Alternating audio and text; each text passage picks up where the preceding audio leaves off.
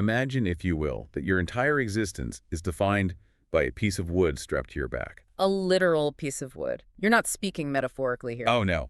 It's completely literal. We are back in 1890, and you're a young woman. So you're already wearing a corset that is cinched so tight it's actually reshaping your internal organs. Right. Pushing your liver somewhere it definitely shouldn't be. Exactly. But on top of that, you have something called a backboard strapped to you. Your arms are looped through it. It forces your shoulders back, your chest out, your chin up. You can't slouch. You can't relax. You can barely breathe. That sounds less like, a piece of fashion and more like a torture device, something out of the Tower of London. It essentially was, but they called it posture training.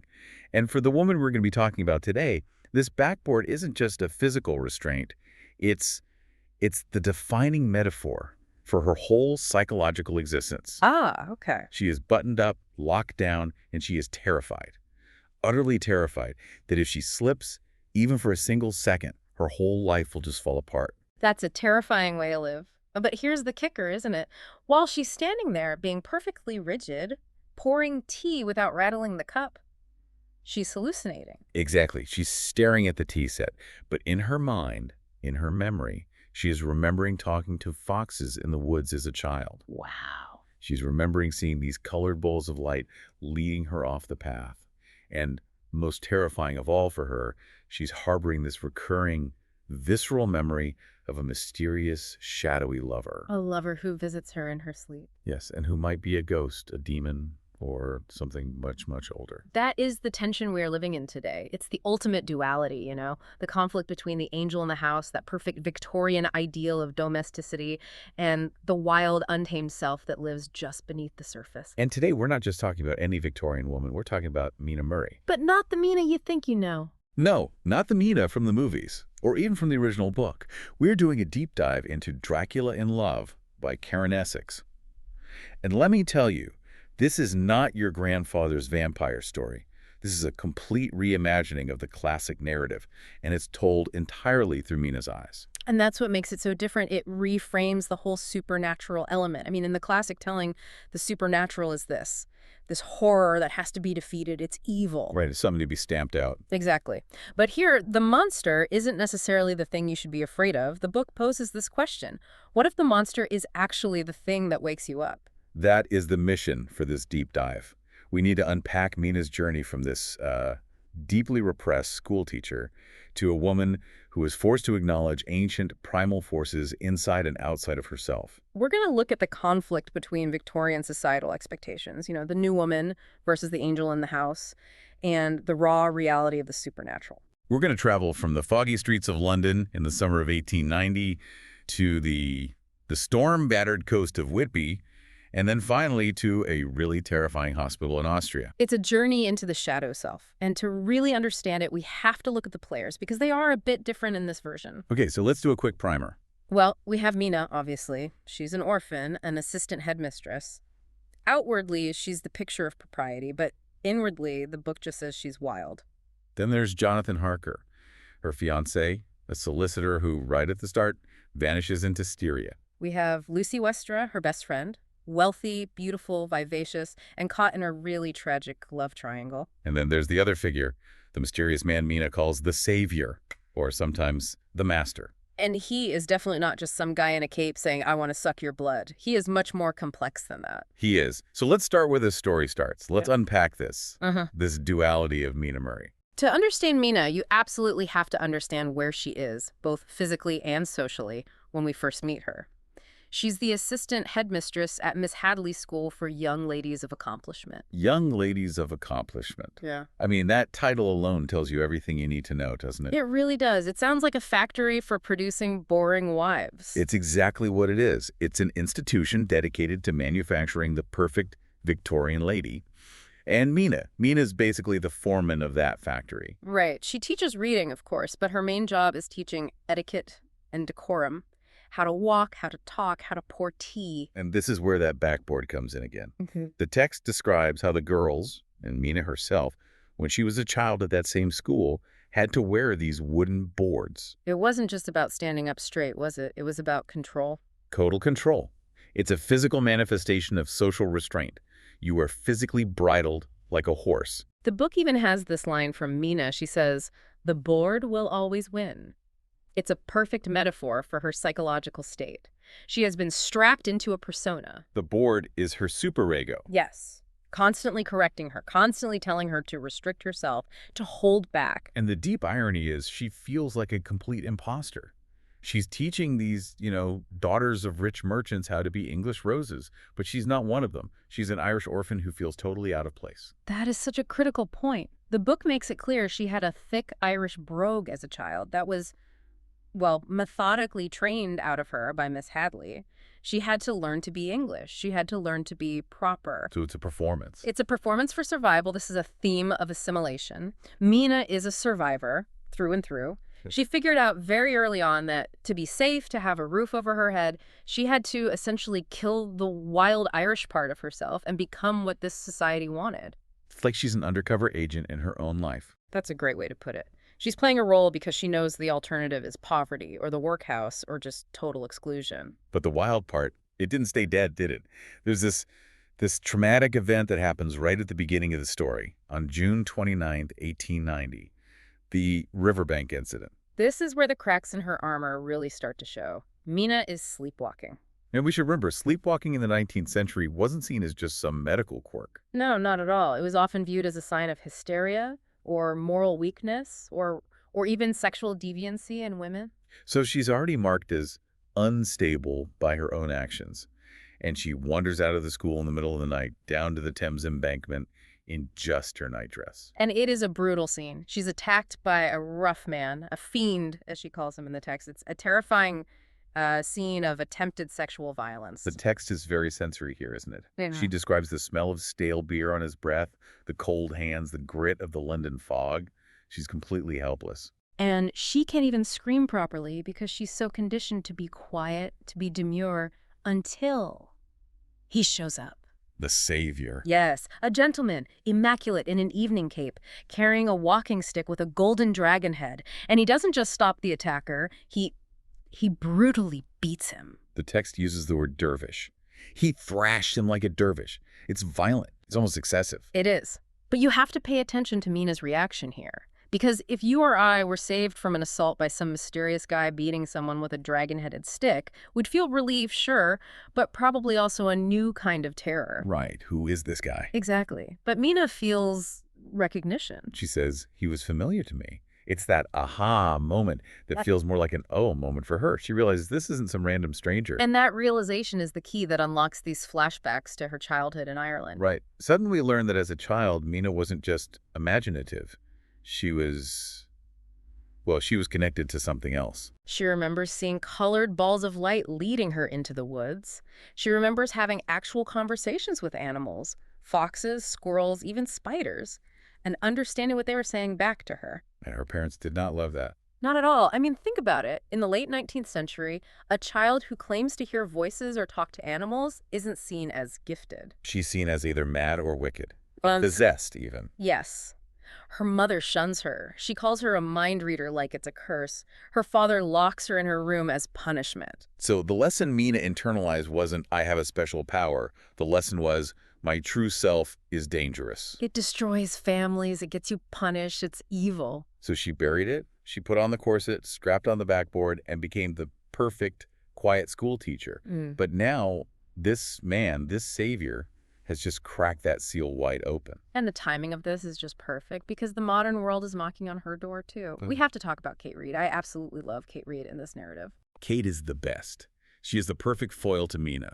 If Mina represents the old world trying desperately to be proper, Kate is the new woman. 100%. The new woman was a very real social phenomenon in the 1890s. These were women who were fighting for the vote. They wanted careers. They wanted intellectual and physical autonomy. And Kate is all of that. She's a journalist. She smokes cigarettes in public. She refuses to wear a corset. She's out there investigating slumlords in Whitechapel, getting her hands dirty. I love the contrast. Kate is out there fighting battles with logic, facts, and journalism. Mina is fighting these internal battles with dreams and intuition. It shows the different paths available to women or the different ways they were trying to find freedom. But interestingly, it's Kate who drags Mina along to this spirit photography session. Oh, this is such a great scene because it just perfectly highlights the tension in the era between skepticism and belief. Right, because spirit photography was a huge craze at the time. Massive. You have to remember, people had lost so many relatives to disease, to war. They were desperate for any proof of an afterlife. So these photographers claimed they could capture ghosts on film. And of course, it was mostly just parlor tricks. Double exposures and bits of cheesecloth. And Kate knows it's a scam. She's there as an investigative reporter. She wants to expose these guys, the Gumlers. And she does. She gets her photo taken, and sure enough, when it develops, there's this ridiculous, fake-looking spirit baby floating in her lap. Kate is triumphant. Haha, I caught you. But then, it's Mina's turn. This part gave me chills reading it, because amidst all the fraud, the fake props, the charlatans, something real pushes its way through onto Mina's photographic plate. It's him. It's the savior, the man from the riverbank. He's standing right behind her in the photograph, clear as day. And Mina's reaction. She doesn't just gasp, she faints. Dead away. Think about why that is so completely shattering for her. A photograph, in her world, is science. It's objective reality. It's proof. Right. If she sees him in a dream, she can dismiss it. Yeah. I'm just overwrought, or it's a nightmare from the attack. Exactly. She can rationalize it. But if she sees him in a photograph, It means he is real. And if he is real, then the magic is real. And if the magic is real, that her madness is real. yes, Yep. the barrier she's built between her safe backboard life and that wild, chaotic inner world is just gone. It's been breached. It's the visual proof that she Yeah. can't hide anymore. And speaking of not being able to hide, the story shifts location here in a very significant way. We leave London, which is all about hiding behind fog and curtains and social rules, and we go to Whitby. Whitby is so essential to this story. You really can't tell this version of Dracula without the landscape. It's the coast. It's elemental. It's raw. It is. Hmm. You have the wind, the crashing sea, those iconic 199 steps leading up to the ruins of the Abbey. It's a landscape that just dwarfs humanity and civilization. Right. It makes the rules of Miss Hadley's school seem very, very small. And very exposed. There's no hiding in Whitby. Yeah. And it's here we meet one of my absolute favorite side characters, the Old Whaler. He serves such a specific and important narrative function. He's the oracle. Every Greek tragedy needs a chorus or an oracle to explain the stakes, and he's it. He's 90 years old, sits in the graveyard overlooking the sea, and just fills Mina's head with all this dark local folklore. He tells her these spooky stories about the shipwreck of the Esk and about how St. Hild turned all the snakes in the area into stone. But the one that really stands out is the warning he gives her about drowned sailors. The Barghest legends. Yes. He tells her that drowned men don't always stay dead. He says they seek the blood and love of young women to live again. And he tells that specific story about a girl named Maribel who just faded away, wasted away because she was secretly meeting a spirit lover from the sea. It is such heavy, direct foreshadowing. And it's brilliant because it reframes the vampire not as some sophisticated count from a foreign castle, but as something natural, something elemental and inevitable, like the tide. It isn't just a monster, it's a force of nature that demands life to sustain itself. And then right on cue, that force of nature literally crashes into the harbor, the arrival of the ship, the Valkyrie. This scene is pure cinema. I mean, you could just picture it. There's a massive storm, the wind is howling, searchlights are sweeping across the dark water. And I love this detail. The text specifically mentions a red-haired writer watching all this from the sidelines on the pier. A little nod to Bram Stoker himself, who was in Whitby when he got the inspiration. It's a very meta moment, but the ship, it runs aground, it crashes into the harbor, and it is a complete horror show. The captain is found dead, lashed to the helm. And the wound on him. It says he has this crucifix-like wound in his neck. It's a sacrificial image, as if he died to steer the monster safely to port. But what Mina sees, what really matters to her story, is the beast. The beast. A massive dog, or maybe a wolf, it's hard to tell, leaps from the deck of the wrecked ship and just runs straight up the cliff face to the graveyard. And it doesn't attack anyone. It's not rampaging. It just goes where it needs to go. And Mina watches this whole thing. And she's not just scared, she's drawn to it. This is her secret self peeking out again. She almost admires its power. She doesn't scream. She's fascinated by it. But while Mina is having this moment of fascination with the beast, her best friend, Lucy Westenra, is getting into some very serious trouble. And we really need to unpack Lucy, because she is so different in this book than in most adaptations. Drastically different. Usually, Lucy is just portrayed as the flirt who gets punished for her sexuality or as this helpless, passive victim. Here, she's an active participant in her own tragedy, even if she doesn't understand it. So she's in this love triangle, but it's been reimagined. It has. She's officially engaged to Arthur Holmwood, who is Lord Godalming's heir. So he's rich, he's safe, he's respectable, he's the sensible choice. But she is passionately, desperately in love with Maurice Quince. And we need to note the change in Maurice Quince. He is not the Texan cowboy with a big Bowie knife from the original book. No, not at all. In Dracula in Love, he's an artist, a painter. He's an American heir to a scandalous banking fortune, sure, but he's a bohemian. He represents passion, art, the unconventional life, everything Lucy secretly wants but isn't allowed to have. So Lucy believes she is having this torrid secret affair with Maurice. She's telling Mina about sneaking out at night to meet him. She describes it as an opera of passion. She thinks she's sneaking out to pose for his paintings or to make love with him in the moonlight. That's her version of events. But the listener knows, and Mina is starting to suspect, that Maurice Quince isn't the one she's actually meeting out there in the graveyard. Right, because Lucy is fading. She's losing weight. She's becoming pale. She's exhausted all the time. And the physical evidence is undeniable. She has marks on her neck. The book describes them as rings of tooth marks. But Lucy, in her mind, she interprets her trances and these dream lovers as being Maurice. She conflates the supernatural feeding with her own romantic passion. This creates this fascinating, tragic layer of denial. Everyone in the story has a rational explanation for what's happening to her. Right. Her mother thinks it's a weak heart. The doctor who's called in, Dr. Seward, thinks it's classic female hysteria or nerves. And Lucy herself thinks the symptoms are just the price of her illicit, passionate romance. No one wants to admit the truth. No one wants to admit that a monster is slowly eating her alive. Because admitting the monster means admitting that the world isn't safe, that it isn't rational. It's so much easier to believe in a secret affair than it is to believe in a vampire. There's this heartbreaking scene where Mina actually catches Lucy in the graveyard, and Mina thinks she's stumbling upon Lucy and Maurice having a secret tryst. She sees a man burying his face in Lucy's breast. But when she calls out and interrupts them, the man just seems to vanish. Or Mina gets confused by the fog and the shadows. And then later, when the police get involved because these two young ladies are out in a graveyard in the middle of the night, Lucy invents a story. She tells the police that she was attacked by a madman. She does this to cover up what she thinks is her affair with Maurice. And in doing so, she unknowingly gives a perfect description of the actual vampire. She calls him a fiend with red eyes. But she's spinning it as a lie to hide her own social shame. She is protecting her reputation, and in doing so, she ends up protecting her predator. It's so tragic. It's such a scathing critique of those rigid Victorian social rules. The fear of scandal is literally killing her. It is, and it's a direct parallel to Mina's own struggle. Because while Lucy is succumbing to the darkness through ignorance and denial, Mina is beginning to awaken to it through recognition. Section 5, the awakening.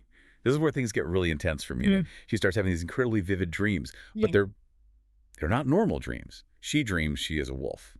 The sensory details the book gives us here are just crucial. She can smell the damp soil, the blood of voles in the grass. She can feel what it's like to have paws, to have fur. And it's not a dream of being attacked by a wolf. It's a dream of being the wolf, of being powerful. Yeah. Yes. For a woman who has spent her entire life constricted by a corset and a backboard, feeling the strength and freedom of an apex predator, it's intoxicating for her. It's the ultimate freedom. No etiquette, no tiny teacups, just hunger and speed and instinct. But then, in the dream, she is pinned by a larger male wolf. The savior. The savior. Yeah. And there's this dynamic she describes as master and servant. It's a dynamic that might feel uncomfortable for a modern audience, perhaps, but we have to see it in the context of her deep repression.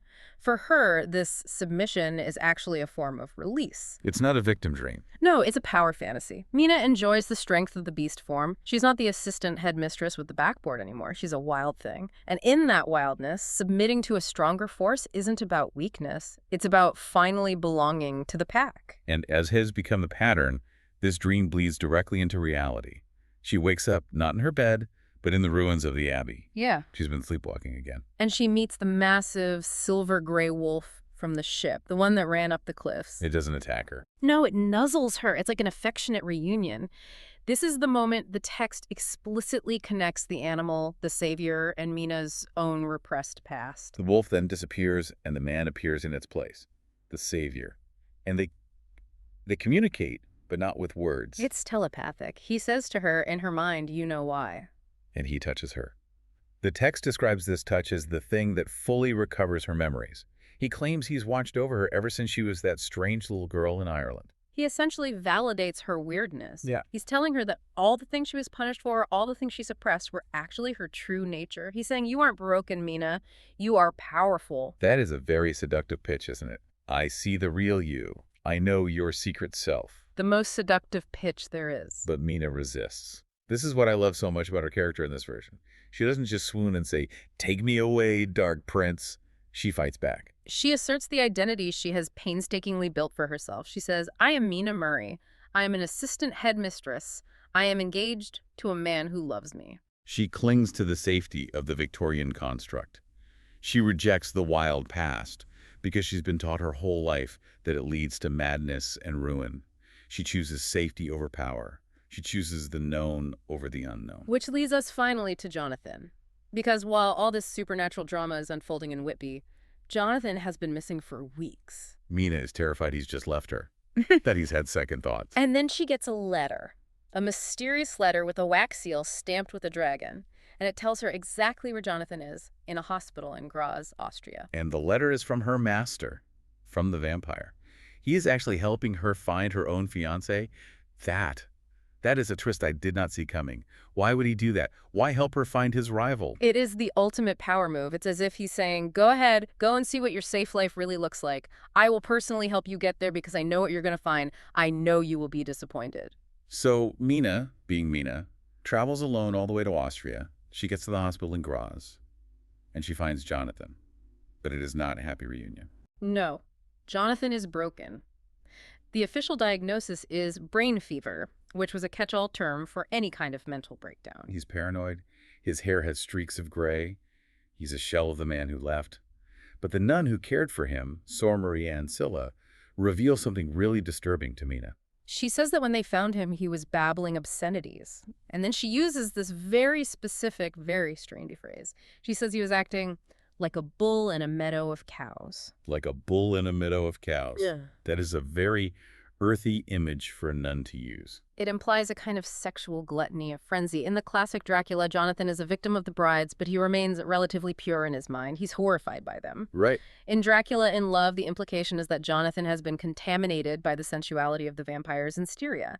That on some level he participated. He wasn't just drained of blood, he was drained of his Victorian morality. And Mina witnesses this firsthand. Ah. He sees him in a delirium, thrashing on the bed in a way that it's clearly sensual, almost violent. And when he finally has a lucid moment, he doesn't hold her hand and say, I missed you so much.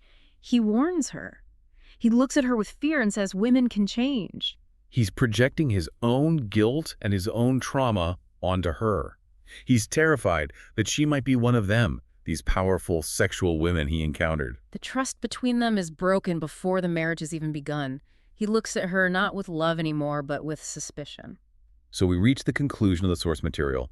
Mina prepares to bring him home. She's going to do her duty, marry him, care for him.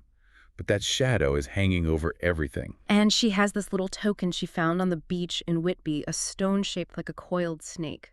It's a symbol of that ancient primal struggle the old whaler told her about. And that's where we leave them. They're heading back to England, but everything has changed.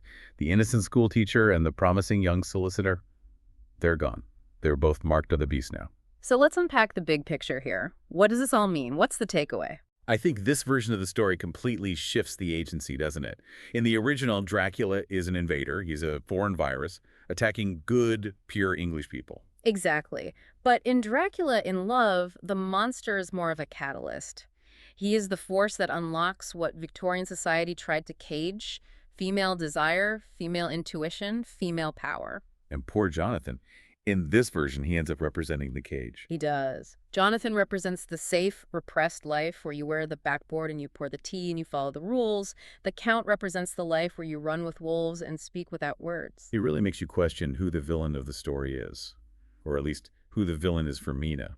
That is the central question, isn't it? If the Count calls himself Mina's servant and master, and he is the one unlocking her true potential, while Jonathan represents the cage of propriety that's been hurting her, then what is she running from? Is she running from a monster, or is she just running away from her true self? That is a provocative thought to leave you with. We often think of horror as the thing that goes bump in the night, the external threat. But maybe, just maybe, the scariest thing isn't the creature under the bed. Maybe it's the corset you strap on every single morning. Indeed. Sometimes the monster is the only one who's telling you the truth about who you are. And that's it for this deep dive into Dracula in Love. A fascinating and unsettling look at the shadow self. We'll see you next time.